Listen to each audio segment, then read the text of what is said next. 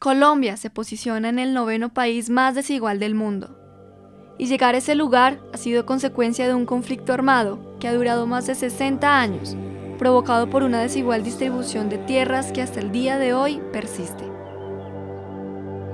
El poder se dividió solo entre dos sectores en el Frente Nacional, lo que aumentó la crisis agraria que se vivía en el campo, y en la ciudad obreros y estudiantes se manifestaban por los bajos ingresos salariales y la ausencia de garantías laborales y educativas. La desigualdad entre sectores sociales era abismal. La participación de las mujeres, campesinos, comunidades indígenas y negras era casi nula. Y la brecha entre sectores pobres y ricos fue tan grande que provocó el surgimiento de las guerrillas en los años 60 y 70. Por supuesto, el Estado no se quedó con las manos cruzadas y organizó a las fuerzas militares para acabar con los guerrilleros. Mientras tanto, bajo cuerda, se crearon grupos paramilitares para también acabar las guerrillas de la mano de narcotraficantes, empresarios y hacendados. Este enfrentamiento de décadas entre actores armados afectó directamente a la población civil que se hallaba en medio de los tiroteos, dejando un saldo de 215.005 personas, frente a 46.813 combatientes. A los paramilitares se le atribuyeron 94.754 muertes, 35.683 a la guerrilla y 9.804 a agentes del Estado. En total, 262.197 muertes dejó la guerra, desde 1958 hasta 2018.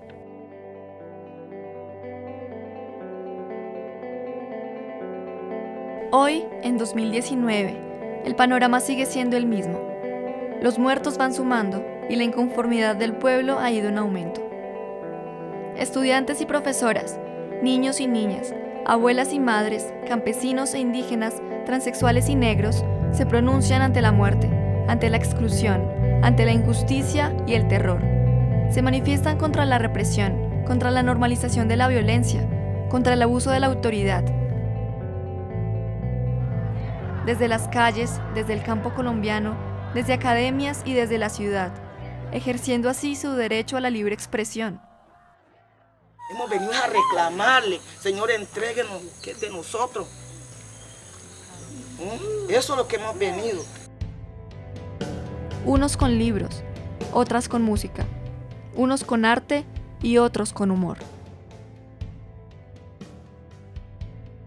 ¿Cuál es su gracia? La facilidad de palabra. ¡Silencio! El cinismo de este señor no tiene nada de risible y sí mucho de indignante. El humor es una forma creativa de crítica por excelencia, un lenguaje capaz de hacer reír y cuestionar el estado de las cosas. El humor se ríe de la cotidianidad, de las relaciones amorosas, de los infortunios de los individuos, así como es capaz de cruzar brechas morales y políticas que a otros lenguajes les es imposible. A partir del sarcasmo y la ironía, en tiempos de fuerte represión hegemónica, ha llegado a enfrentar y a burlar a dictadores. Y en algunos casos, los ha obligado a renunciar de su régimen. Ha puesto boca arriba la cultura de lo políticamente correcto y ha sido tan irreverente que ha llevado a la muerte. Póngale cuidado a los paramilitares, que esos manes, ¿cómo es esa huevonada que pasa al ejército, pasa la policía ratico, trocean 14? Su coraza cómica lo vuelve entretenimiento, pero su esencia rebelde lo hace transgresor, convirtiéndose así en una forma de resistencia civil. Investigaciones afirman que el humor posee una alta capacidad de romper con esquemas en escenarios de poder, desestabilizando y cuestionando a individuos e instituciones sociales.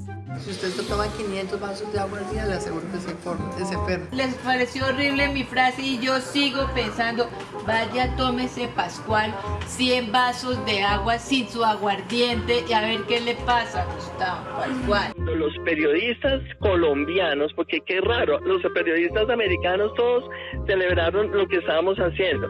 Entonces ahí es cuando aparecen los Pascuales, los mal pensados, a decir que es que yo me ahogué en un vaso de agua.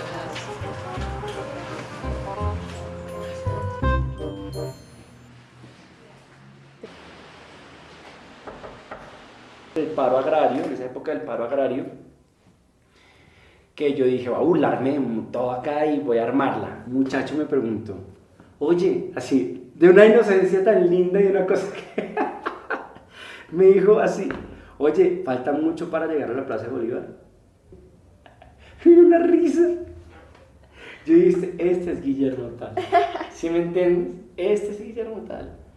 Por eso yo, Guillermo Tal, me fui a hacer mercado y compré 1 millón de pesos en productos que empezaran con 770 para apoyar la economía nacional campesina. Productos como estas lentejas o esta gaseosa.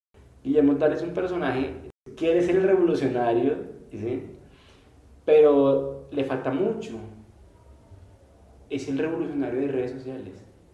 Es el revolucionario de redes sociales que salta como eso, saltaban esos muchachos en esa marcha. No, el que no salte no es campesino. Pero lindo, es decir, el que no salte no es campesino, es muy inocente decir eso.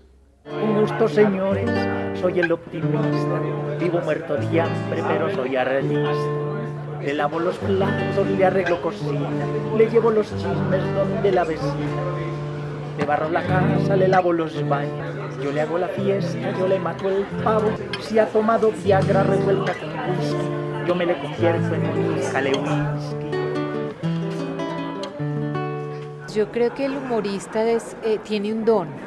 Si la persona tiene el talento, ya es un diamante en bruto, pero si lo complementa con la educación, comunicación, economía, derecho, pues ya se vuelve el diamante pulido y es una piedra maravillosa. Yo siento que eso me ha servido a mí, digamos que tener una pequeña ventaja de poder estar siempre en la mesa en los temas de opinión y no necesariamente estar entrando a cada rato con el chiste o en la imitación. No somos todo el tiempo humor político, me parece que nosotros nos paseamos un rato por el humor político, vamos al folclórico, al regional, volvemos otra vez y tocamos algo y de lo que surja, de la improvisación también, porque manejamos un contenido, un componente alto de improvisación. Expertos en el área aseguran que el humor permite entender el pensamiento y los aspectos más profundos de una cultura. Trabajo en La Luciérnaga haciendo música todos los días, cantando música de canciones que ya existen, que se llaman parodias, un poco burlándonos de la vida de los colombianos y de lo terrible que nos toca vivir a ratos con todos estos desmanes que cometen los políticos, los paramilitares, los guerrilleros, los delincuentes, de todo tipo. Aquí hay una mano negra, la mermelada se riega y Duque a qué es lo que juega, porque eso no nos conviene. Yo me considero un opinador, un comentarista, analista de la actualidad. A veces esos análisis o esos comentarios pueden salir graciosos, pero en un país como el nuestro la realidad es demasiado grotesca y no siempre hay espacio para eso, no siempre hay espacio para el humor o para hacer chistes. Pasa algo chistoso entre mis compañeros, que por lo que te comenté el contexto es muy político, ¿cierto? Movimiento estudiantil, de militantes, de gente de izquierdas, que de pronto hay veces surge el chiste y pues nadie se toma la tarea de, ay sí, voy a hacerle un meme al respecto, entonces hay veces hay desparchados como yo o como John, que de pronto dicen, bueno, sí, yo tengo cierto conocimiento en PowerPoint o en Photoshop, entonces voy a copiarle y cortarle la cara y pegarle tal escena de los Simpsons. Bueno. Con el tema de la toma del Palacio de Justicia o los falsos positivos, se empezaban a dar chistes en medio de la tragedia y yo creo que era una manera de poder exorcizar esa tristeza tan profunda. Los caricaturistas recurren al humor para poder hacer crítica y generar opinión y eso me parece que tiene que ser defendido, respetado y valorarse, no como un tipo ahí que hace dibujos para joder, que no les gusta que le molesten porque les molestan muchos. Nosotros protestamos y nos mantenemos con nuestros dibujos. Yo dibujo lo que siento y lo que pienso. ¿A qué resistes? A los abusos de la policía, a las injusticias, a lo que está pasando con los líderes sociales, a las tonterías que dice el presidente y la vicepresidenta, que están desconociendo una realidad en Colombia, pero ellos están felices hablando de Venezuela. Lo importante es uno poner sobre el tapete discusiones, temas que a algunos les parece que deberían hacerse a un lado o temas que podrían incomodar a ciertas personas.